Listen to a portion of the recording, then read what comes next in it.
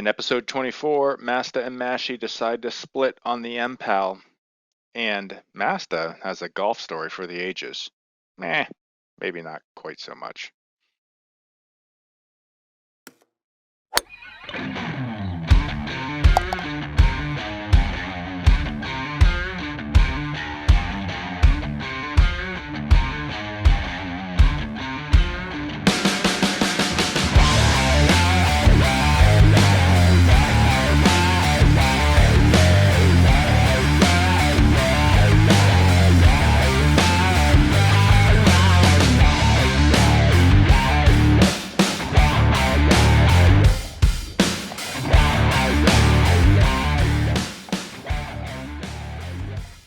Oh yeah, Friday afternoon. We're on a regular cycle here, right? The Friday afternoon B2B. Yep. Record. Yep. I love Friday afternoon B2Bs because I get to have a cocktail. It's also my kids are still at camp and my wife is at work and I'm home you're alone. Empty housing it. You're empty house. So we get to do stupid stuff on B2B today, which is awesome. And we both happen to have like a somewhat light day at work, which is good. I had some meetings this morning. You had a light day. We got to look at the courses, and there were only 4 courses, so it's not like we were scrambling. Yep. Right? Yep. It's hard. I mean, you guys, just so you know, like in weeks when there's 16 courses, 15, 16, even though we may not review all of them on the show, we review all of them. Yes. We look at every single course and we play every single course separately. And then Masta and I come together and decide, hey, we got to keep the show underneath a 3-hour limit. We can't cover 16 courses. And so we kind of pick and choose which ones we think we want to showcase. So having only 4 courses was actually really nice. A little refreshing. Yeah, it's actually refreshing. Yep. Yeah, it is. It is. So, how are you, my friend? I'm good. I'm good. I'm ready for the weekend. Yeah, I'm good. Let's jump in. It's noon here and we're drinking, which is good. It's 2:17 here. So let's jump right into what's behind the bar with Mashie and Masta. So who wants to start? I'll tell you what, I'll start. You start. Okay? Yeah, you start. So you guys may remember that I had a liquor store that opened up nearby, which is great. So now we both have a liquor store, which is, as Mashie described, 2 6-irons away. And I am about everything in my world, by the way, just so you know, is club distance. So my home course are 2 drivers away. Yeah. Okay. Wow. Common ground is not far. It's literally about a 3.5-minute car ride. Okay. The liquor store are 2 6-irons. It drives my wife batshit crazy. She's like, "How far is that?" I'm like, "Well, it was actually a driver, a 3-wood, and 2 6-irons, and that's how far it is." Stop it! Shut up! And the worst part about it is my daughter completely gets it because she's a junior golfer. She plays for a high school team. So when I say that, she's like, "Oh, makes perfect sense." So right before the show, because we do pre-show, so right before hey, are you ready? Yeah. Well, he's like, oh, Mashie was like, give me 15 minutes. I know I need to go pick up a bottle. I said, well, I will too. So we both run out, right? We go scoot out. And I had to go to the grocery store too. I had to pick up the gallon of milk and some bagels for tomorrow. Diapers. Yes. But when I did that, I walked by our grocery store. They can't sell liquor, but they can sell beer. And they have like a little micro brew section, and that's usually where I get my single cans that I do in the show. Yep. And I didn't intend to get a beer because I was going to go to the liquor store, which the brand new one I haven't been to yet. I was going to go there and get a bottle, but I saw this can of beer. And after playing with Tech Bud last night, and I hope he's watching, I found it's Evil Genius again. Okay, so this is the 3rd week in a row that I've had Evil Genius. It's White Castle. It hits different. It hits different. It hits different. So, wink, wink, Tech Bud. I know if like us old school guys that watched White Castle, Harold and Kumar go to White Castle, it hits different. So this is a tangerine IPA. I'm tasting it literally for the first time. I haven't taken a sip yet. It is very summery. Okay. Good drink. Now, then I went to the liquor store. To go get a bottle. Yeah, to go get a bottle. So first time, and now actually I have to say in Pennsylvania, it's state-owned liquor store. I'm a little disappointed at the selection. So I ended up finding, as soon as I saw this, I said, yes, I got to get this, and I have to have it on the show because of my friend that I do the show with, my Mashie. I found, and this is why we do the small bet. You're probably like, this is junk. Breckenridge Bourbon Whiskey, Colorado. No, Breckenridge is a good brewery. They're not ginormous. Yeah, they actually brew in Breckenridge, Colorado. Okay. And I have a bottle of that in I can go get it and we'll match our bottles, and it's actually a pretty good bottle of bourbon. You'll like it. Nice. Okay, so I'm sipping on both of these. Yep. Give both, one in each hand. Given that you were a competitive downhill skier, and I think you were in the '88 Olympics. Is that what it was? That no, it wasn't quite the '88. I did go to nationals in college, and I was like 8th in the country. Yeah, I mean, I knew you were a really good downhill skier. Yeah. And actually, Breckenridge was where we went for preseason, because that was one of the first places that always got snow in the country and was open. So they used to cart us up the mountain before it opened in like beginning of November and let us train there. That's awesome. Yeah, you'll like that. It's a good bottle. It's not not trash at all. It's really good. I'm gonna give you one to keep an eye out for. Not bourbon, beer. Okay. When I was last week, as you guys know, I was out on my guys' golf trip. We were in Tacoma, Washington, playing courses up in the Seattle area. And one of our guys is a big kind of microbrew beer drinker. He likes different types of beers. So he latched onto a specific beer that he loved. And I don't know if it's from the Pacific Northwest area or just happened to be up there, but it's by a company called Elysian, Elysian, and it's called the Space Dust IPA. Okay, I'll check it out. He loved it, and matter of fact, he got back here to Denver, found a 12-pack of it, and sent a text to our chat saying, "Hey, I found some here." So keep an eye out for that one. I'm gonna do. We have a ton of microbrews here, so as we go through the summer, I'm gonna start mixing in some beer with my bourbon like you're doing today, in the spirit of our show. So what is it? Whiskey before beer, you're in the clear. Beer after whiskey, pretty risky. Is that what Never it is? more stick, yeah, something like that. Yeah, I don't know. I'm throwing them out the window. I went and picked up a new bottle. Drum roll, please. It's actually from a distillery that I've reviewed on the show before. It's from the Bear Creek Distillery. It's here in Denver. The bottle's to the bottle next to me. And this is an interesting bottle because it's, again, local, small batch. They number each bottle, kind of stuff. It's not expensive. It's $50 for a bottle of bourbon. And that fits our budget, by the way. It's more than our budget for sure. Yes. Well, it fits our bourbon budget that we're aspiring that we're to. Still building. Correct. Yes. We need to get a lot more views to get one of these a week. This one it's called a weeded bourbon. I've actually never had a weeded bourbon. They actually spell it. WHEATED. Okay. I was thinking like tech bud. Not weeded bourbon. Wheated bourbon. I hope he's watching. I got to tell him to watch this. So.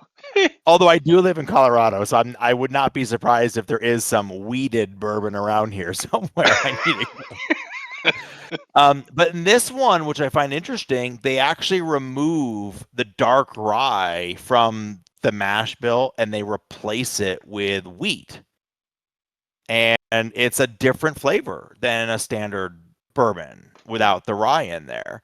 And then they age it in American white oak barrels for 30 days and blah, blah, or whatever it is, blah, blah, blah. And I will tell you, it is very, very good. Very smooth. Some bourbons can be really hard on the first couple of sips. This one, I'm in glass 3 because it's noon on Friday, so why not? Yeah. And it's very, very smooth all the way through. First sip to third glass. It's great. Yeah. I'm supposed to have a bocce match at 6:00. That could be ugly. I'm definitely gonna have to get a ride there, though. Yes, you are. Yes, you are. Okay, so and then of course the supplemental segment here, which is our bourbon fun tracker. Fun tracker. Yeah. Right. So this is your reminder to subscribe and watch over and over again. Put it on repeat. $22.34. Right now, it was a short week. It was a short week because we just did the show at Monday. So, yeah, we're getting there. We added what? It was $16.50 or something like that before, wasn't it? So I think we're about $20 a month at this point. So, but it's gonna slow down because of the summer and stuff. But we'll get there, and then we have a huge kickoff when we hit that number, right? Yep. So we're gonna try something a little different here. Now, this is a little bit of an homage to Chasing Scratch, right? Yeah. Which is those of you that don't know, we are huge Chasing Scratch fans. If you don't listen to Chasing Scratch podcast, go listen to it. They're great. We have no affiliation with them. We've never spoken with them. If they do play sim golf, I will tell you, and one of them does. I think TechBud built their course in GS Pro. So I do think Mike uses GS Pro and has his local course built. But they are a great couple of amateur golfers with families and kids and lives and jobs trying to get down to become scratch golfers. So if you want a fun podcast, great to listen to. Yeah. So they do this segment called dramatic reading, right? They do dramatic readings when they've got scorecards that are good. Yeah. Well, I guess it could be bad too, but good scorecards generally become dramatic readings. So I'm going to do our version of a dramatic reading here, and however, I'm going to kind of like improve on their idea a little bit, which is I'm going to offer graphics, okay, and GS Pro graphics because I'm at a golf league on Tuesday nights. And it's my home course, which is Deer Valley, which is the first course I built for GS Pro. So as I go through my dramatic story, I'm going to have screenshots of the holes. How great is that? So you guys can see what I was dealing with. Now, in addition to that, this isn't just me playing. I was actually playing match play. So it's me and my partner against two other guys, and we were doing match play. So I'm going to tell you what, because it was actually a pretty good match, and there was a little bit of drama involved. So I guess we could have Steve kick off. Steve needs to queue up our version, some sort of like a golf story for our GS Pro matches when we have them. So Steve, kick that off. Now, kick that off, Steve. Next thing is there's also another Steve involved here. In your league? In the league, the guy I was playing against. Okay, so the other team, I was playing against Steve. Okay. And Steve is a senior, which means Steve gets the hit in the forward tee, the gold tees in front of me. Okay. And Steve is an asshole. He's a friend of yours, though. No. The league has like 20 something. Yeah, he's just the league. Is the league just random folks who get into the league? Okay, got it. Pretty random. I know a lot of the guys, but then there's a lot of people I don't know in the league. But Steve's an asshole. All right. Okay. So it's just, and I'm telling you that so it makes you cheer for me even more. Okay. Now we're starting on hole 12. Okay. Because it's a shotgun start and just 9 holes. We just played 9 holes. It's a 9-hole course and you're starting on 12. So no holes before 12. No. So and then we'll go back and we'll do 10 and 11 would be our last 2 holes. Okay. Got it. Now we do play handicap, so I'm getting 4 strokes. Okay. And hole 12 when we start is one of the holes I'm getting a stroke on. So here is hole 12. Now I'm going to minimize our video a little bit. So this is a screenshot of GS Pro, right? My eyes. Yeah, so this is my first course. So anyone's a new designer realizes, yes, this is before I had a good vision of what a good course should look like. Wait, is this? Yeah, this is like, wow. Those are standard graphics. There's no SAT image. This is just standard GS Pro. It's just dual text. I didn't even flatten my tee box here. Yeah, I can see that. Yeah, I wasn't gonna call it out, but I can see that. And the weird thing is, your cart path is the wrong color. It's not dark enough for you. Why'd you lighten that cart path? No, that's not. That to me is acceptable. It's the white ones I've got the problem with. But even so, it's not sat shaded. And right now, I put my nose up at this, right? So first hole, here we go. Now Steve, Steve gets the tee off. That son of a bitch, that freaking jerk, gets the tee off from all the way up here. All the way up there. Yeah, and I'm all the way back here. All right, and not only that, but I've got to deal with this dog leg. But bottom line is, I try to cut the corner here. I land in the trees, and I'm boxed out. Yep. All right. Got it. And right away, things are not going well. I try to punch out. I hit another tree, and I'm down. First hole out of the bat, goddamn Steve gets a birdie, and I get a double. You're one under. Yeah, he's up by one. I mean, yeah, he's up by one, and he's also got strokes on me in case there's a tiebreaker. Okay. Yep. So we move on to 13. 13's a drivable par 4. Okay. Little bit of a 304 is a drivable par 4 for you. Now when I built this in GS Pro, I kind of pushed the tees back a little bit because there's no such thing as black tees on the course itself. We're really playing from the whites. So I'm just saying, I've seen you play.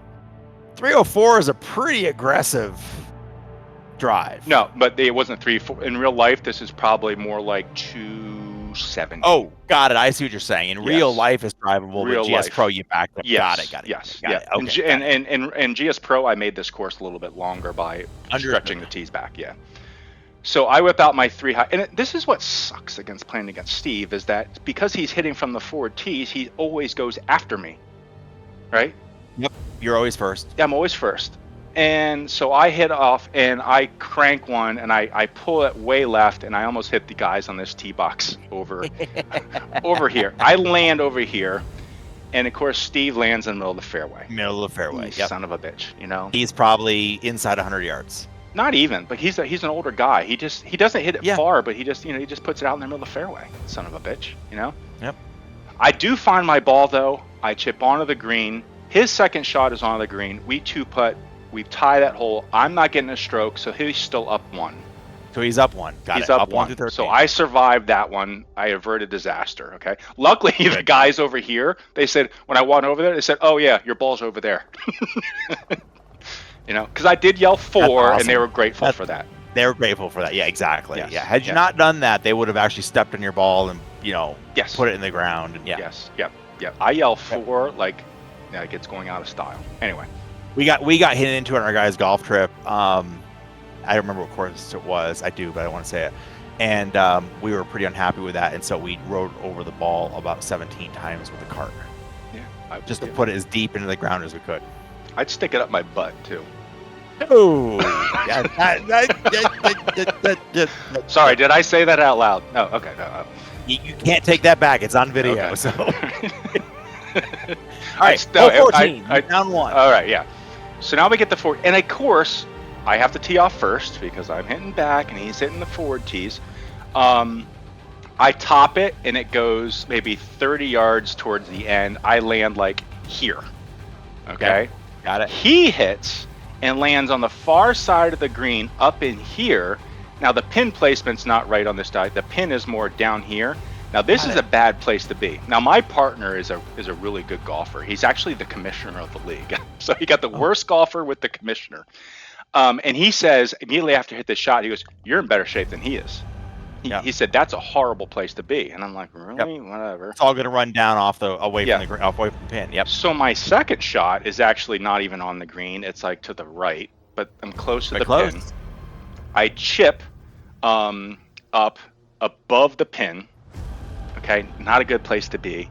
I putt to about 10 feet below the pin, right? And then I actually sink this like 10-foot putt for a bogey, okay? Meanwhile, Steve chips across, back up. He ends up with a double. I'm getting a stroke on this hole.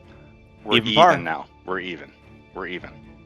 Even without the stroke. Yes, even without the stroke, I gained on him there.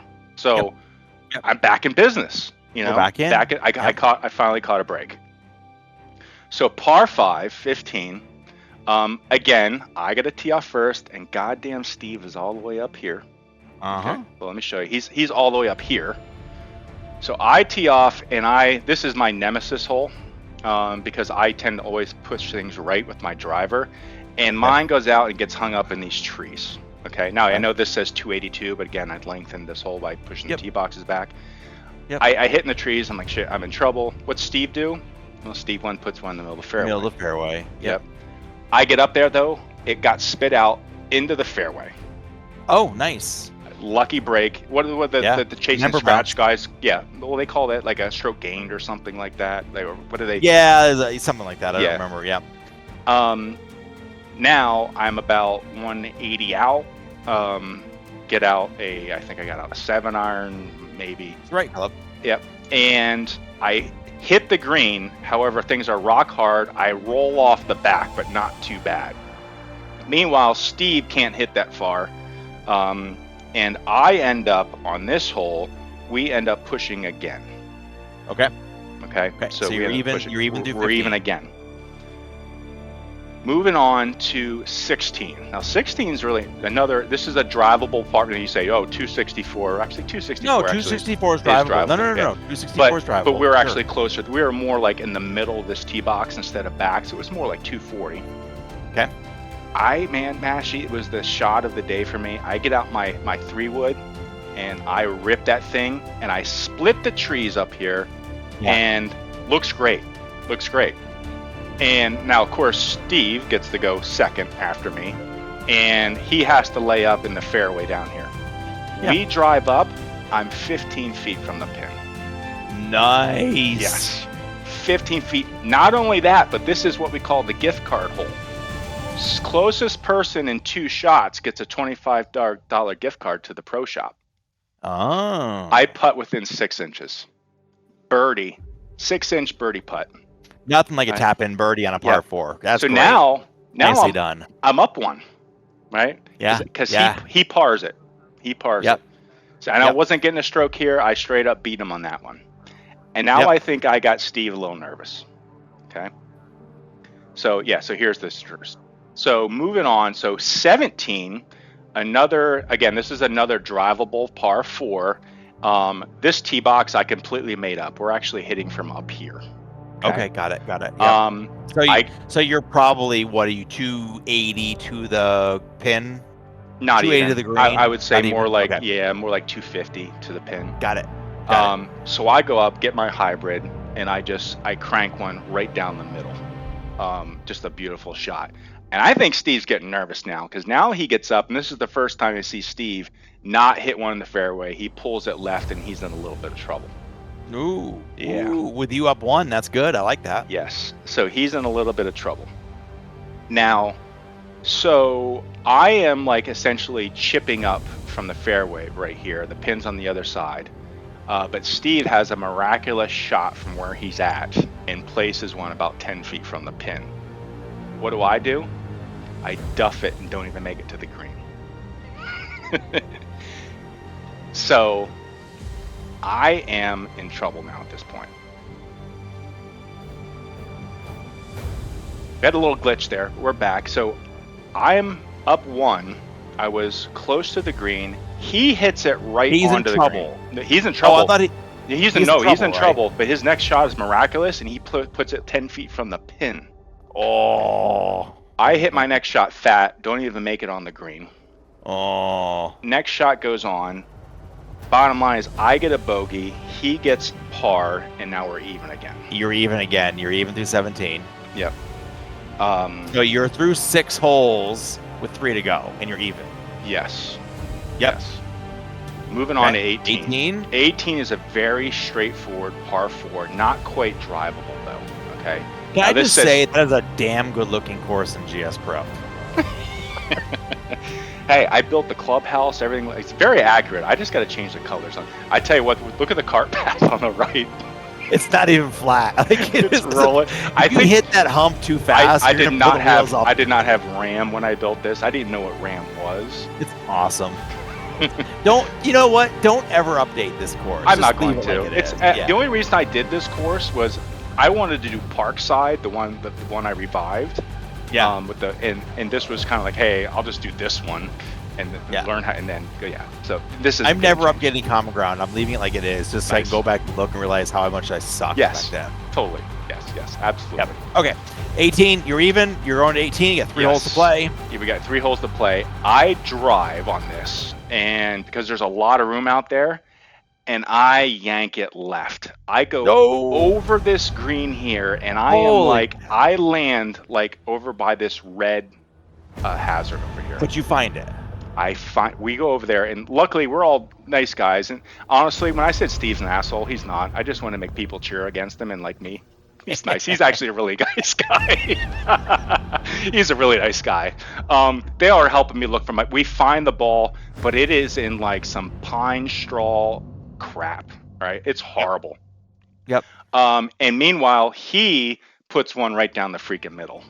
All right. Yep. Ugh. I felt like every time I hit a great shot, he would get nervous and hit a bad shot. And it was like that the whole match. So I hit a bad shot. Now he hit a great shot. So I go over, I whip out my sand wedge, and I'm aiming towards the green. Luckily, this lie was atrocious. I managed to get at least back on the fairway, though. Okay, good. So I was very happy with that. But what did I do on the next shot? I hit it over the green. Okay. Oh. The bottom line is here, he gained another one on me. Yep. You bogey, he at least parred, and I bogeyed, he parred, and now I'm down one with 2 holes to go. With 2 to go. Yep. Yeah. Now at this now point, you're back to 10. Let me just give you an update on my partner in his match. He has at this point won his match. The guy he was playing apart, who actually is normally pretty good, shit the bed, and my partner had secured. He had won enough holes. There's no way he's losing. So it's on me. Yep. So moving on back, now we go to 10, okay? Yep. And this is a par 3. A little bit tricky, though, because missing right is big trouble here. Missing left, you have a little bit of room. Missing long is bad, okay? So a little 9-iron from 150. Now, of course, I have to go first because I'm on the back tees. And I shoot, I hit a 9-iron, flushed it. And it lands pin high, but it's freaking rock hard. And it bounces, rolls off the back, and the back is steep. And I'm a new golfer. I learned to golf in sim. I do not work well with uneven lies. Meanwhile, but it's still not a bad shot. I'm not in horrible trouble because it rolled off not too bad. Okay, it rolled off, but it looked. So then Steve gets up. He tees off. I think he saw I had a good shot. Nervous, he yanks one left at this point, and he is kind of like way over here.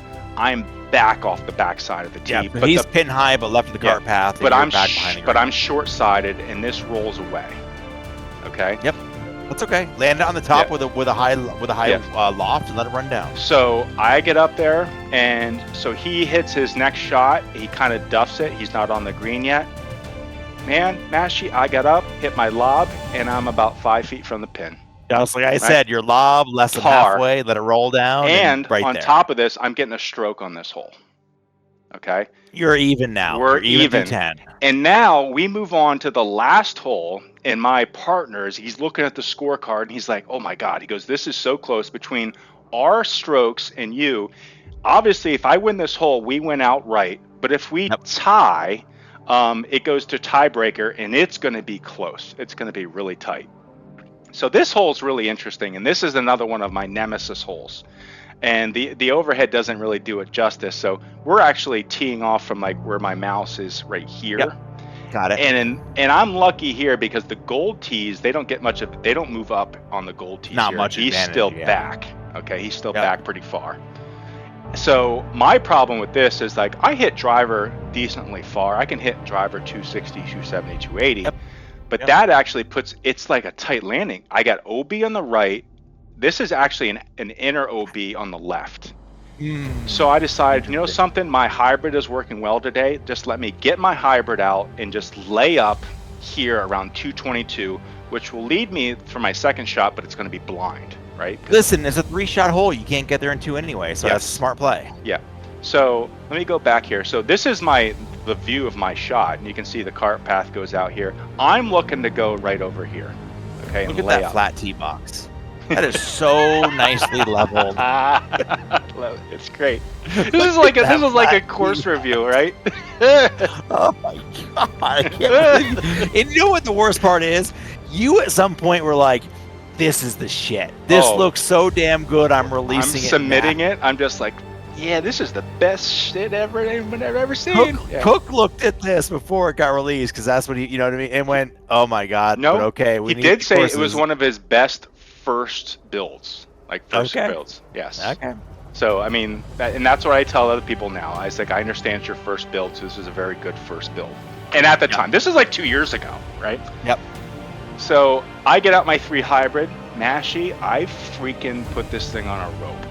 All right. Nice. I hit this. It's hard to see. I hit this hill out here. I get a member's bounce, and it disappears on the other side, and starts rolling down the fairway. And I can see Steve get nervous. Steve walks up, and I think he clubs down, and he just lays up really short. Like Steve ends up way back here, right at the beginning of this fairway. I'm all the way out here. Not only that, but I've got a view of the pin. I'm so far out. Can you get there in 2 with that hybrid that you hit? Well, okay. So here's where we're going. Okay. Right. I'm out here. I'm like 190 out. Okay. Yeah. So I can get there in 2. So I'm standing up here next to my ball. I'm looking back here at Steve because now he has to shoot because he's far out, right? Steve hits the freaking best ball of the day that he has had. The guy can't hit more than 200 yards, but he freaking crushes one. And everything falls towards the OB line you see here. So he puts one out on the upper side of the cart path, hits this upper side, which bounces it back towards the green. It hits the cart path, bounces again forward, and now he's just off the green here in 2. Wow. Yeah. From probably, I'm guessing, about 280. Yes. Yep. Yeah. So he listen, he got 40, 50 yards off the cart path. Yes, I think he hit it maybe 200, 210, and just got two ricochet bounce, one off hard ground, one off the cart path, and he's right there. He might have even gotten multiples off the cart path, given how straight that cart path is. Yeah. Yep. So here I am. I'm sitting right about here, and my partner's sitting with me, and he's like, he's a great golfer. He's a great coach too. Helps me out, and we're eyeing this up, and and he's like, just easy. So I whip out. I can't remember what it was. 6 iron. I think it might have been a 6 or a 7, and this is slightly downhill too. Okay, so a little 7 iron for 190, and let it short and roll up. Yep. Namaste. Relax. Don't tighten up. Actually, I flushed it, hit the center of the green, right? Center of the green, and it stops because I got some serious air on it. It stays on probably a foot from where it landed. Okay, and I see. I want to call him Asshole Steve, but he's not. I see, he's sweating now because I'm on the green. We're both there in 2. You're on in 2, but I'm getting a stroke. Oh, you're stroking here. That's important. I have a stroke, right? Wait, how is he giving you strokes? Oh, he is, because he's got lower handicap. He's got a lower handicap. Yep. So we go down there, and of course he's out now. Of course he chips one here, and he lands it about 5 feet from the pin. Ooh, 5-footer. This is a big green. I'm 30 feet from the pin, and it's downhill, and on the other side of this is this bunker. Okay, so I'm like, shit. I want to reach it, but I can't. I can't go after it. So I putt, and what do? I'm 10 feet short. Oh, so he's 5 for birdie. You're 10 for birdie. Yeah. I hit my next shot. Okay, because I'm out. But you got 2. You have a stroke, so you've got 2 putts too. Yes. I just need to basically tie him. Yeah. I just need to tie him. Tie him wins. Yeah, tie wins. So now I hit my next putt. It goes past about 8 feet. Oh, that is not a gimme leave, my friend. Yeah. 2 feet past. That's all you want. And so, but now I'm out still. So he's just standing there watching me. Okay. On your 3rd putt. On my 3rd putt, I sink the 8-foot. I sunk it. And so he's got to make this. Yes, and he missed. He missed. He missed a 5-footer. Yes, but it was a hard fight because it was the same, similar downhill that I had. Yep. Yeah. So we won straight up through match. We looked at the scores, and if I had not made that putt, we would definitely, even the tiebreaker, we would have lost. So golf is a fun game. It's a finicky bitch. You gotta love rounds like that. That's awesome. Congratulations. That's great. So this was our first, I think, dramatic reading. So if you I like this, using the GS Pro graphics for the real life. That's so cool. Yeah. So if you have one at Common Grounds that you do, I'm playing in a next Saturday. I'm playing in our ISPs, our individual stroke play event. It's the 3rd one of the season, I think, 3rd or 4th. And I'm playing in it, so we'll see if it's worth a dramatic reading or not. Yeah. So that's it. Great. And guys, let us know if this bored the hell out of you. Let us know, because I won't. I understand. So yeah. Hey, listen, I think we are golfers. We're not just designers, and I love the way you did this by integrating in the actual GS Pro course with your real life round. I think that's awesome. I think it's cool. Yeah, I would like, maybe we could even offer it if anyone has like a really good golf story and they can integrate with GS Pro. It could be something fun that we could do. Yeah. A Bob Chung shooting 47 on Run Pud Runs course. That's not unique though. That happens every other week. Fair, exactly. Bob, Congratulations, dude. That's awesome. Nice. Thanks. Yeah, I was. That's kind of stuff that makes you keep playing, right? That's why we play golf. Yeah, it is. So 4 courses, right? 4 courses this week. Yeah, nice. Just Durango Hills, Golf Boy out of Golf Boy out of the bourbon's kicking in. It's like now we're at the 12:40, 53 my time. I have to call my boss after we're done talking. Oh boy, is he cool about like the stuff like my boss is? My boss would totally understand. He's really cool. Yeah. Nice. So Durango Hills out of Las Vegas, the Golf Boy, Lake Spanaway Golf Course, Tacoma. Scott, I played this both mouse through and I went down this morning. I played it in the sim because my guy's golf trip last week was in Tacoma. We actually stayed in downtown Tacoma and then played a bunch of courses in and around that area, not this one. So I was excited to play this one in the sim. And Tech Bud, another Tech Bud release, the short course at Mountain Shadows. I saw he posted this on Facebook as well. I love it. Tech Bud reached out to me and he said, "Hey, this is a great course for you and your drinking buddies on the indoor sim." I was like, you know me, dude. Yeah. And then, of course, we got to play with Tech and Justin yesterday at the Whistling Straits preview that we did, which was a lot of fun. That was a ton of fun. And then Crazed, our buddy, friend of the show, Crazed, another release for him, Oakdale Golf and Country Club out of Toronto. Oh my God, Toronto, Ontario. See, Canada, north. Everybody makes fun of me, but like it happens to the best of us. Drink up. I am. If I just suddenly go off camera, I just laying down on my side and. I like it because like I'm just gonna let you carry on. I'm gonna go on mute and then go get another beer. All right, Durango Hills, the Golf Boy opened in 2002. It's an executive course. I do like a good executive course, although I'm a big fan of par 5. So no par 5s in this course. Par 4s, par 3s. Really good course for working on, like it says, working on wedges and shorter game. I did notice. I found this interesting. It's mostly par 3s, but he did not set par 3 tees. So if you do an update, add the par 3 tees, because even the par 4s, I mean, some folks would like to play this course from the par 3 tees. So that would always be good to have on here. So I noticed a Facebook post about, hey, why are there no par 3 tees, even though so anyway, just a suggestion. Yeah, that's one thing everyone says is when they join, where were the par 3 course? Everyone's like, oh, they're all par 3s. Yeah. Right? Yeah. I always put par 3 tees in. Now, I screw it up sometimes and I put them at 300 yards in a tree, but that's those are the fun ones, honestly. I've done that before, honestly. So why is this par 3 tee in the tree? I don't know, because I felt like it. Because I was drinking a bourbon when I was building the course. So Vegas course, I feel like we've had a bunch of Vegas courses lately, not just Wynn, but Wynn and even before Wynn, Blue Potato had Wolf 3 or Creek? 4 out. Isn't Wolf Creek in there too? I think so, and then this one. So Vegas is getting properly represented in the last few months. Yeah, I wonder why that is. I mean, I've never golfed in Vegas. I'm going there in August. Maybe I'll get a chance, but I'd be curious. Oh, I didn't get invited. Where's my invite? It's a work trip. It's a work trip. I forget that. I don't want to go to your work trip.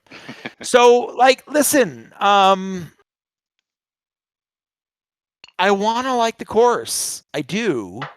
There are some things about the course that I didn't enjoy. I'm just going to be honest with you. The course plays fine. There were no technical issues. Structural technical issues. Balls didn't fall through meshes. Colliders worked fine. All that kind of stuff. That all worked great. There's a couple of things I didn't love. I can tell you who commissioned the course. I could tell you who commissioned the course. Yeah, his name and face is on 8 billboards around the. Whoa, where are you going? Go forward. around the course, and we'll talk about that in a second. But so I get it's a desert course. I felt like so the rocks here, when I immediately turned this on, I felt like they were, obviously it was a biome that he used, a VS Pro biome. And you look at what we like, if you watch the show with Tech Bud and he hand planted all those grasses, I immediately look at this and I can see these were not hand planted. It's procedural with the biome. Biome would drop a couple rocks in there and let it go wherever it was. So I wanted to go out and see, like, does the course really look like this? And it's barren. Okay. And I would say you could have left the rocks out, honestly. Yeah. And add the mountains in.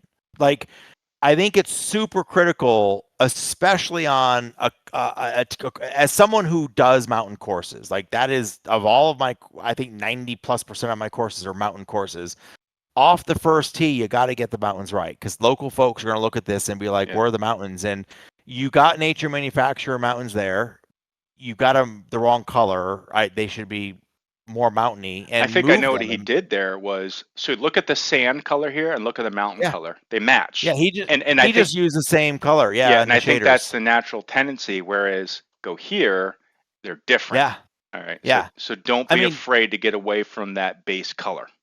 Yeah, and keep in mind, mountains have a lot more elevation. They're going to look different. They're going to have different vegetation on them, so they're going to be different colors. It's okay.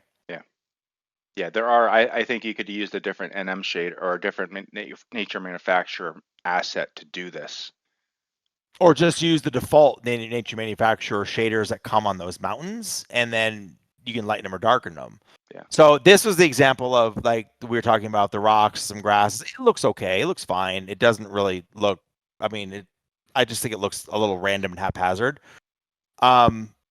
My biggest issue, and others won't have an issue with the course, okay, but for me it was a big issue, was the billboard. Okay, I get that George, whoever, I think it's Gage Nicholas Lujan commissioned the course, is my guess. Okay, cool, all good with that. And people have done that before. Makes sense. Zero problem with that.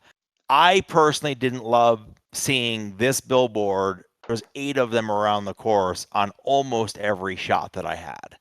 I think there's different ways of giving Mr. What's his name? Mr. Lohan the visibility without it being so in your face. I think you had a little different vision, the different view than I had on that. But I wasn't totally against it. But there were just too many of them. I totally support, especially the Patreon guys. Like, whatever you need to do, that makes complete sense. But I do agree, it was a little bit over the top with how many. It was a little too in your face for me. So other than that, but that was it. You know what you could do, like, creatively, is like just switch the advertisement. Like, do 1 or 2 billboards. Then on 1 or 2 holes, do like a placard, like next to the hole, like they do for fundraisers. Put one there. Put his name on a blimp. Put his name on a plane flying around or something.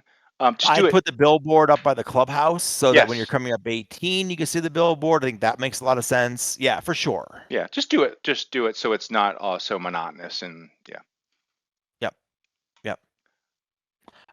So, like, this was a great shot. I thought this was nice. I like the mountains in the background. I don't love the mountain color, but we already talked about that. Thought the grasses looked pretty good. They were varied in height. The 3DG looked really nice.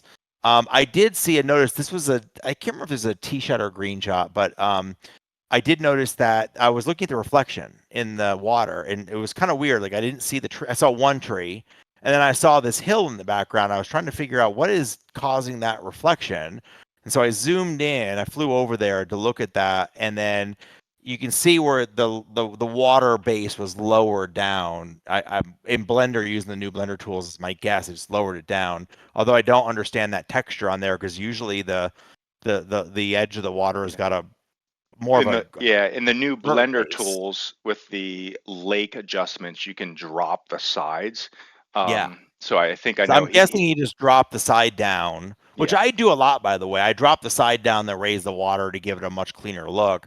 But I just saw this. This view wasn't 100% viewable from the course. I am nitpicking a little bit, and I did zoom in to go get So this. my But advice to builders would be when you are adjusting your bunkers or water, okay, yeah, use the blender tools to adjust the outsides. yep, It's just detail, okay? What you want the lips of the bunkers to look like, and what you want the shore or the edge of the water to look like, but you still need to dig with RAM. Now, you can dig with Blender. It's a little bit more advanced. You can dig with Blender, but I would say, don't use Blender to lower. And I think what he did here was just drop everything down. Then pop the whole thing straight down. you got that sheer Yep, side on it, which looks a little goofy. Yep. yep, yep, yep. Um, Agreed. so I put this one in here, and this was, I'm going to hide our video. Mashie, remind me to turn the video back on because Yep. I just need everything. Golf Boy, you're making this way too difficult for yourself. So first of all, start in the background here. This is one of your outer meshes. I think you were experimenting maybe in Blender with vert painting, and then you brought this in and maybe you forgot to revert it back. So you got like a leopard pattern back here. So that just needs fixed. But if you look, you've got a couple of different like sand colors going on. I would work with just work with one sand color. Okay. Yep. So I think you were working with a maybe a custom one, custom two, and then when you brought it in, maybe you gave it a different material. But I just released a bunch of V4 videos on blends and materials. Watch those because with V4, it is more important than ever to understand your strategy in Inkscape and how things are Yeah. going to interact in Inkscape. Let me give you an example of this. So here, this is one shape right here, and you follow my mouse. This is one shape that you have, which goes under your cart path here, then comes out, Cuts okay? across. Yep. It comes out here, and you got this little triangle, and I'm sorry if people can't see this detail. Then it comes under the cart path over here. Then it slips out again. You got a rough material over here. Then down into this corner, you have another different sand material, and you can see the blend isn't quite right. So you're making, and then it comes back over here, and then you have rough again. Your blend has to be changed 1, 2, 3, 4, Or 5 5, times. 6 times. 6 times. 6 Six times on one times. blend. That's hard to do. You should have just traced this out underneath this cart path the whole way. Okay. Yeah. Use the cart path to hide the seam. Use the cart path to hide the seam. And when you are drawing your splines in Inkscape, be cognizant of how many different materials that spline is touching, because that makes your blending more difficult. Okay. But just be aware of this stuff. It starts early on, a little bit of planning, Yep. and I think you'll get there. I mean, you're getting better at everything every day, and I Agreed. think but I saw a lot of this. If there's there's a few more examples of this. Just stick with it, keep learning. Master the V4 skills, understand materials and how they work in V4. Yeah, but trees look good. Course played great. No technical issues with the course. Some aesthetic things to work on, but overall, pretty good job. Yeah, I would say for Golf Boy, we're just take a step back and don't worry about the number of courses that you are completing. Start concentrating on that quality of your courses. Yep. Mashie, I lost your video. Nope, I'm here. Okay, we're back. So go ahead, Lake Spanaway. Lake Spanaway. This was up. Uh-oh, we lost your stream. Put your stream back up. Boo, there it is. There you go. There you go. I was excited to play this one. First off, like Scott, I think we've seen a really nice progression. Scott's building. This is his 4th course now. I have to look up and see the number. It's like 8. Maybe 8 now. 8 or 9. Yeah. Yeah. I just think Scott has had this really great steady progression of getting better, improvement course after course after course. His eye is getting great. And then this one I was really excited to play, just given that I was just up in this part of the country. My only disappointment of this course, and it's got nothing to do with the course, is that it wasn't as heavily tree lined as the courses I played. The courses we played up there in real life, we played Trophy, the Trophy Lake and Casting Club, and then we played Olympic and things like that. Like those and then we played Salish Cliffs. those courses, as soon as the ball hits the rough, if it kicks off into the deep rough, it's gone. There's so many trees and stuff. I wonder if up there. could it be performance? I mean, you can only plant so much, right? It could be. I actually looked at the course online, and he's actually pretty accurate. It didn't have as many trees as some of these were carved out of it. So I don't think that he left trees out for a performance reason. I just think the course actually is a little more open, a little more forgiving. Oh, you think he has too many trees, or like No. I think he's got it represented extremely well. Oh, okay. Is where I'm going with it. Yeah. Okay. No, I think it's great. Great course, great distances. I played this both in the sim and I played it mouse through. First mouse through, second in sim. I played the sim from the 7,000, and there's some good holes here. Like it's not hard, but it's not easy. Yeah. And good I did detail. shoot even par in the sim. He spent some so time doing a lot of the stuff on this course. yeah, I love it. A lot of good extra stuff. A lot of good extras on this course. So yeah. First hole, you can see really pretty.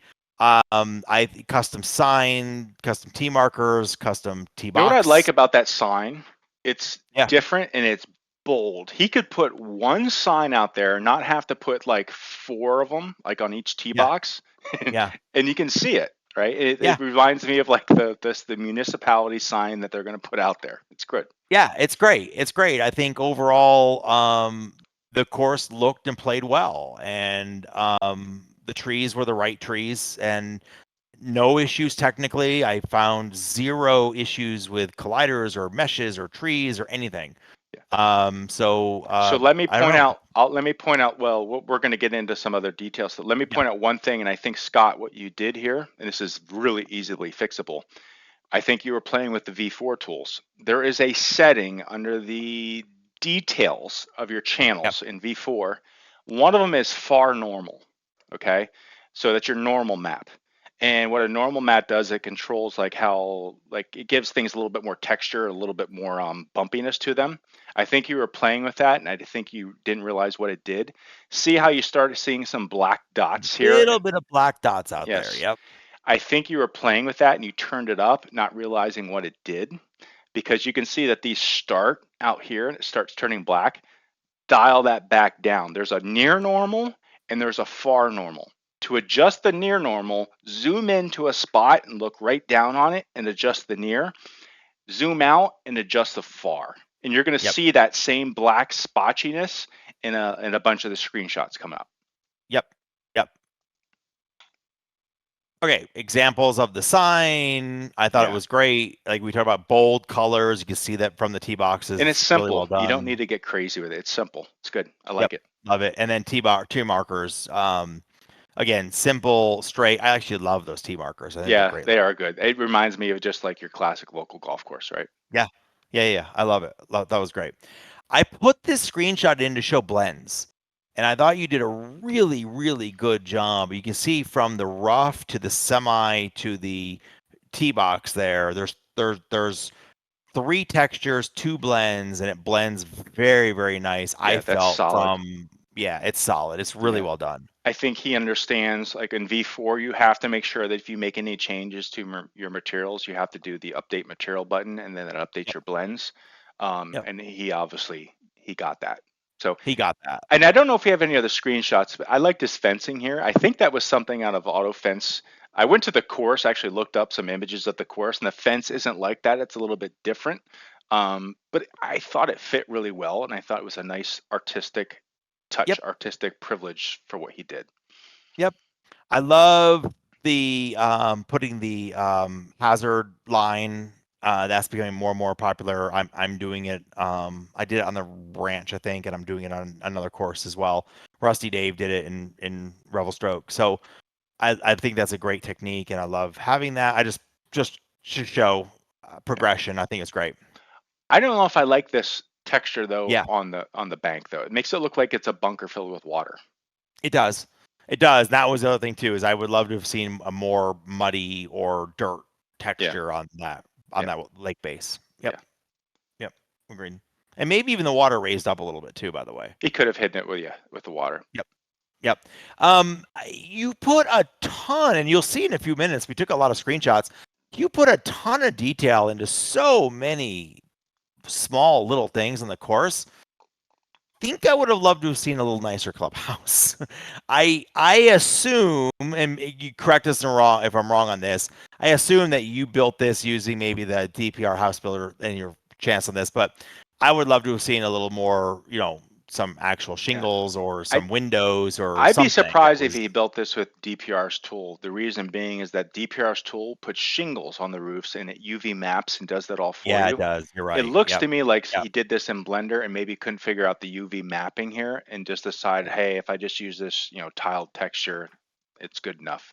And normally I don't bring this up, except this is right off the first tee. If you literally look, not even 90 degrees, Well, 45 degrees, it's right I there. feel like he put so much detail into everything else that this was Yeah. something that maybe I think he could have improved because he did a lot of other stuff, which we're going to show here. A lot of other great stuff. The cars. It was cars. Cool. I love the especially in the animated first tee cars. shot. Yes. First tee shot, dog leg left, cars coming down the road, Yes. noise in the cars, which I thought was great. And if you played the course before, it's probably one of those places where you're like, you hit something to the right and you're like, oh, don't go in the road. Don't go in the road and please fence, stop it. I love the chain link fence along the road. I think it's great. Yes, it's great. So I love that was perfect. That's so cool. Yep.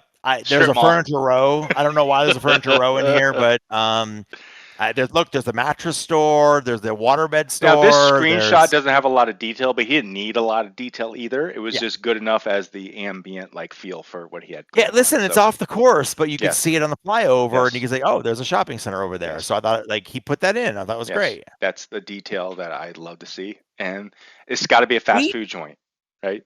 Or is it a car oil? No, it's got to be a burger up there, man. It's a burger. Looks like a red burger, but I love it. I'm not sure if he built this and maybe just didn't get the colors quite right. It was I got it what it was. I was like, oh, it's a burger joint. It's a big burger on the top. It has to be. Has to be a burger joint. But there's so many little details like this throughout the entire course, from waterfalls to buildings to cars to vans to. I just thought he spent a ton of time on it. Yeah. Oh, he put a lot of time into this, and well done there. I added this, which is nothing wrong with this at all. I just got a chuckle out of it, which is the smallest tee box I've ever seen. Smallest tee box in the world. Yeah. Don't. We're lucky that actually GS Pro tees fit on there. Yes. You know what you should have done, I think would have been a nice touch, is Vertex paint like a shitload of divots on it, because you can't move the tees, so just pile up the divots.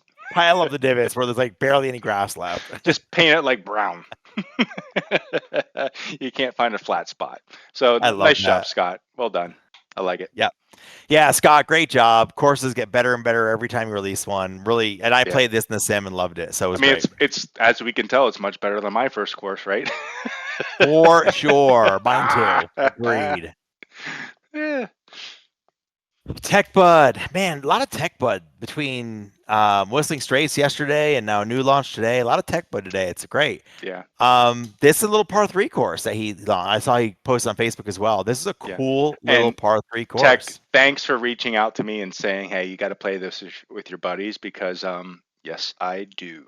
Yes, I do. Yeah, it's right in your wheelhouse with your buddies. Yeah. Yes. Yeah. There's well, let's dig into it. Paradise Valley, Arizona. And of course, Tech, but he just does a great job on capturing the feel. I think in his head, he knows where a course is, what to use for post processing to capture that, and it feels like Arizona. It does. It feels like Arizona. You got the outer mesh here. It's good. The interesting thing that I found about this, though, it had nothing to do with the course, but it's a concrete border around all the tee boxes. You see that? Yes, I did see that. And I didn't have time to go out and look at the course in real life to see if that's really it's got to be though, right? It's got to be, yeah. But you think from his perspective, it's not that hard to do. You just put that semi out there. You do your outset, and you just set it as concrete. He just set it as concrete, and he put a concrete texture on it, and he's done. It takes no effort. I just thought it was interesting the way the course, that the course has that, in design, not in text work. Yes. Yep. Yeah. I love the outer mountains. I do too. And these are just mesh trains. These aren't custom mountains. Easy. He did a great job. Easy peasy. Yep. Now up close they don't look good, and they don't have to, because far away they do look great. That's right. But he he planted bushes where he needed to give it the depth that it needed. Yeah, well, that's what TechBud does well. He's very That's what efficient. he does Right? well. And I the was going houses, to I was thinking about when I was watching this earlier because you have actually. Let me hold that because I think. Let me hold my oh, thought for a second here. I just grabbed this for reflections. The watercolor was great. The reflection is spot on. Yeah. It looked great. I do see maybe a blend that's wrong over here. I see that. Yeah. Yeah. I mean, Yep. it's an easy miss though. Yep. It's not. It's an update material. You know what it is? That blend probably goes all the way around to this side. This is probably not something that most people are going to see, but over in this side, it's probably a blend from the base to semi, which over matches there. on that side. Yeah. And this that's what the magician's going to go work on next is V2 of the V4 tools. They're multi-blend blends. Yeah. A blend that sees that it's going to touch a fairway after and a rough and a pine straw. After V4 is GA, and those guys get a break though. Yeah, exactly. After they get a break. It'll be V4, V2 of V4. V4.2. V4.2. Correct. Oh, so this is where my thought was coming back. So you put this in here, and I did. Oh, so why did you put this in here? And I'm going to have another thought here. Go ahead. Well, I put it in here for two reasons. One, I wanted to show the amount of effort he said he planted, right? These houses. There are houses all over this course, and not just houses and condos and buildings. And I mean, there's more structures on this course than there are tee boxes. And so I just wanted to call that out. The other reason is because it feels like I'm in the desert. The colors, I don't know. I love the view from up here, so I put it in there. Yeah, I was going to add some like crazy clicking sounds because I feel like if I could watch TechBud build a course, it would sound like click, click, click, click, click, click, click, click, click, just like crazy. He did that video a while ago when he built a course like in 6 hours. Do you remember that? Like the time lapse? That was unreal. Yeah, it was great. TechBud, great course, nicely done. Yeah, and thank you for giving me the heads up on that. I'm gonna have fun with that one. Oakdale. Crazy. Toronto. Crazy. Yeah. You want to take this one? Or you want me to take it? You're doing a great job. You go. Thank ya. So Oakdale Golf and Country Club is a traditional tree-lined classic parkland-style course over tumbling land, quietly situated in a populated urban setting. The golf course, the marketing guys on these courses are nuts. Was this Chat GPT again? I don't know. I don't know. I think it's right off their website, which I think is great. But this actually, I think the RGB Canadian Open has been at this course before. Okay. Yeah, so this course has got some play, for sure. And I don't know who is it.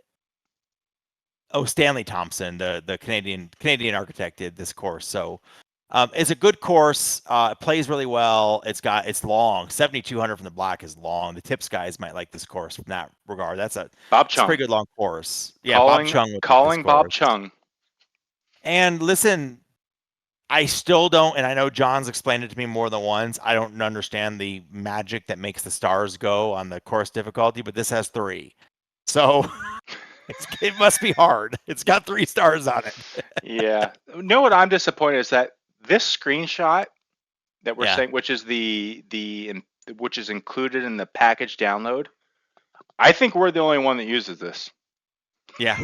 It doesn't show up anywhere in game. I wish it would show in game. Matter of fact, there's a couple of times in the middle of the round I wanted to go look at the holes coming up. You know what I mean? Or look at the right up of the course. I felt like maybe in that like the maybe this is our feature request for the week. We should have added this, which is add another icon when you're like scrolling through the courses, in the details. Add another icon that like is like a detail icon where this pops up because it's already in there, right? I agree. I'd love to see this. It's already in there. It's in every single course folder. I'd love to be able to see this from in-game. 100% agree. Yeah. Steve, cue up some feature request music. Yeah, Steve, go for it. Yeah, Steve, go for it, No, it was a great course. I played through it. Both oh my gosh, I did both mouse and sim on this course as well, and it played really well. Zero technical issues, no collider issues. Played great, and yeah, so let's jump into it. So, boom. First hole, very pretty, really great colors, really good blends. Not a ton of custom assets on this course. There's a custom clubhouse, but standard GS Pro tees, no problem there. Just not a ton of custom assets. Crazy sometimes has done more in the past that we've seen on other courses. I thought it overall played well. Now, I was a little confused because based on all of the reporting that I've seen from like the morning shows and out of New York, like this seems really green and nice compared to what I think Canada is like right now. So I thought you should be using asses like this because I think Canada is mostly all the wildfires that are happening in Canada, all the smoke that's coming down off the eastern seaboard.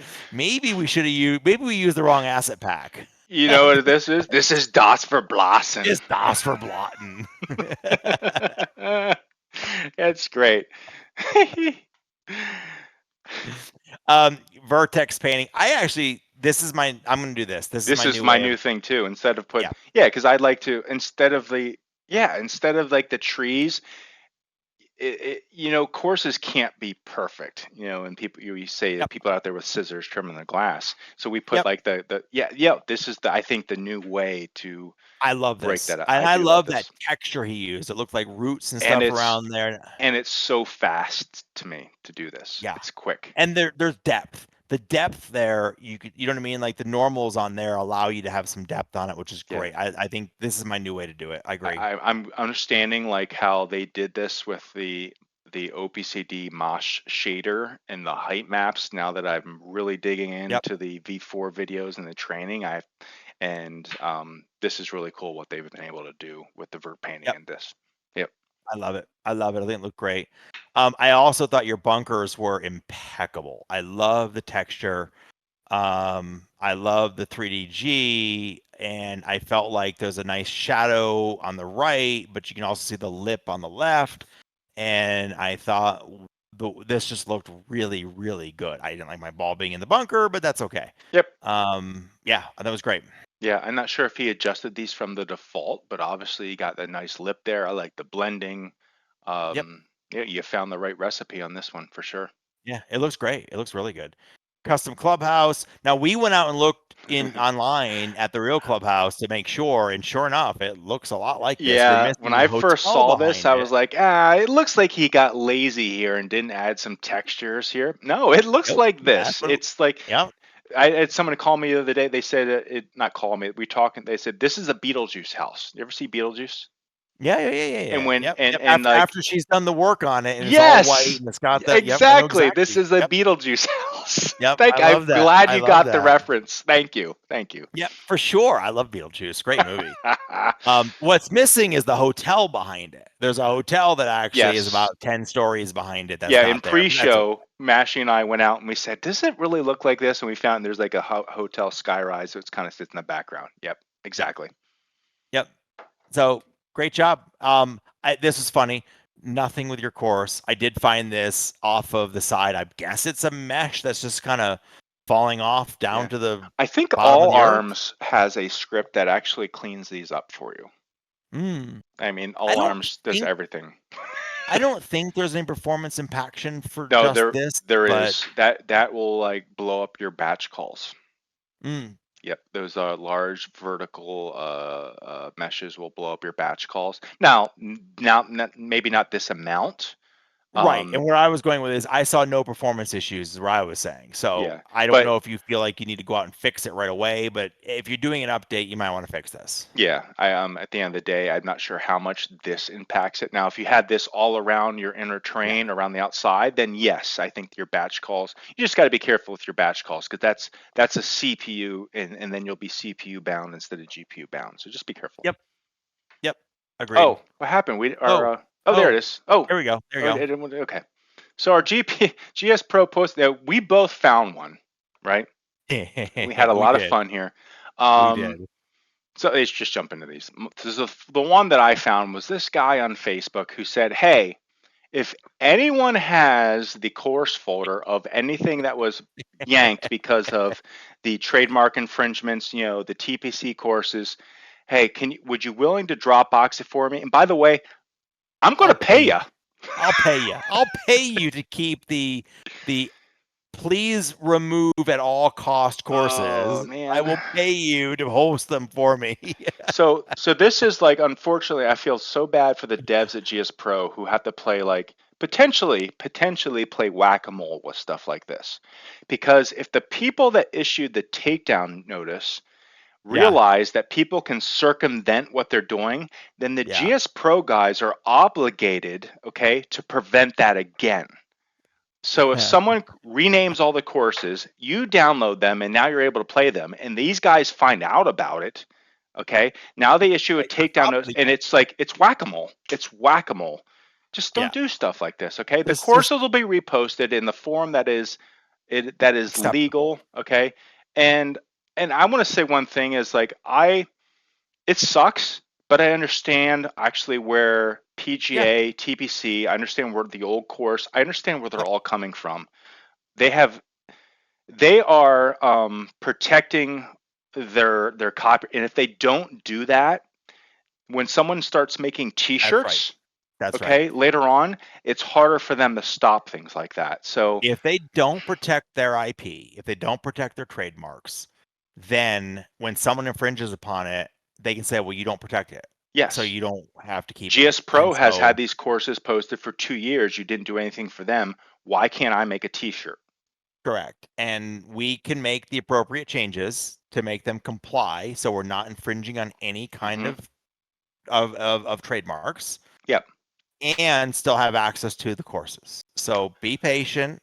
They're all getting updated and released, and you don't need to host them for money illegally. I would even now I'm speaking as Master Blaster here, and as the guy who has 3 bourbons and a beer, is that I would even say that they would like for GS Pro to, like, because it helps them with their, like, this is a good brand for them to people experience a course and get them the one to play, but they can't do that because later on when they try to protect it from somebody who is really ripping them off, they can't. So Yep. Agreed. Good post. I like it. Good find. Mine's a little different, and I'm not going to really read the question is not the issue. The guy was asking about different screens, and he parks his garage in the car in the garage, and it's more about where he posted this. This was posted in the high-end golf simulator forum Facebook group. I'm not sure how high. So I have 2 questions. One, and I hid the guy's name because it doesn't matter who it is. It's irrelevant. One is your screen is held up with clamps. If you want to take it down to park your car, can't you just take the clamps off? Or better yet, just open the garage and just have the screen go with the garage door. Right? Or hell, at this point, open the garage and drive in. The screen's just going to go over top of your car. Who cares? It'll get the dust off from the Canadian wildfires. But I like that he looked at this and said, high-end, baby. I am posting in the high-end golf sim channel. This kind of goes with what we did a couple weeks ago when the guy posted, in a year, you can do this. It's nothing against the simulator itself, because I think it's better for GS Pro. It's better for you and me, everybody, that if we can bring golf simulators to the general public, the better. It's the context of the whole thing, right? I just thought it was. I just chuckled when I saw this, not because of what he was asking. I thought what he was asking was a great question. Yes. I chuckled because he posted this picture in the golf simulator high end. I didn't know this existed. Is this a Facebook forum? Yeah, there's a Facebook group. I might have to subscribe to that. Yeah. And it's funny because in that same group, there's been many posts over the last year or so of like, what constitutes a high-end golf simulator? Oh, God. And you get all these, like, somebody was like, well, you have to have at least a quad or an XO. So you got to spend at least 10 grand. So no QED, so I don't have a high end? Nope, you're not high end enough because and then somebody else is like, well, wait a minute. I spend more on so anyway, You get some funny posts in there. Yeah. But I would, like, I agree. This probably isn't high end. But you know what? He's part of our community, and we love him for it. Yes. No, absolutely. And I'm flattered. I hope he's running GS Pro. Let's put it that way. Me too. Agreed. Yep. He posted it also in the GS Pro. In transparent, he posted in the GS Pro Facebook group as well. So I'm assuming he's running GS Pro. Okay. Good for Yep. Then Good I'm all for it. Thank you. Me too. Yep. Me too. So where are we at next, now? right? I know where we're at. Yeah. I know where we're at. Yeah. We got to pick our must plays. Yeah, you go first this time. I went first last couple times. Honestly, I think it's probably easy for me. Okay. Let me pull this back in. So this is a very selfish MPOW for me, which is, I know you're going with it. Yeah. Which is, I'm a very social golfer. Yep. I like when the guys come over, we do a lot of closest to the pin. And those guys that I like, actually, I'm really excited. I have another guy that I golf with who wants to start building courses this winter. Nice. Nice. So I'm excited. Have him give me a call. I'll teach him how to release a course. Oh, geez, there you go. Those undercuts. You and those like snarky little comments, man. It's just the bourbon. It's the bourbon talking. It's nothing else. That's all. Yeah. And you're the only one that can talk to me that way, by the way. I know. So it's the tech bug course. Yeah. Because I like how much there's a decent amount of water on there, which we have fun with. We'd like to do a lot of par threes. It's a good looking course, let's face it. Good looking course. It's a great looking course. And it's a little bit of like Tech Bud reaching out to me and saying, dude, you got to take a look at this because I know your style. And I did. And so, as a matter of fact, we're probably going to play this maybe even tonight or tomorrow if the guys come over for beers. Yep. Love it. That's good. I agree with you. I think that's a great choice for you. I'm going to go a little different direction though. Good. I think Tech's course is very, very well deserved of it, and I'm glad to see you do that. We're going to split this week because I think I want to reward my MPOW to Scott's course. Nice. We have seen nonstop course after course improvement, progression. The details are getting better. Sure, there's some small things here and there, some little things that can be updated. But I thought the course overall played great, looked great, lots of little details.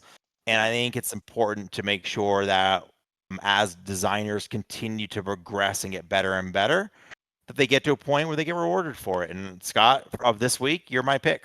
Nice. I can totally respect that. And he was definitely something that I consider as well. I love as soon as I see those car animations, I remember how much time I spent them on a couple courses, and it's a nice touch. And amongst there's a lot of other things too. So.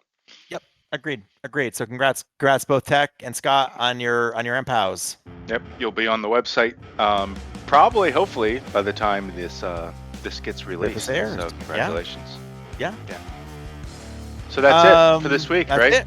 That's it for this week. We're good. Have a great weekend, my friend.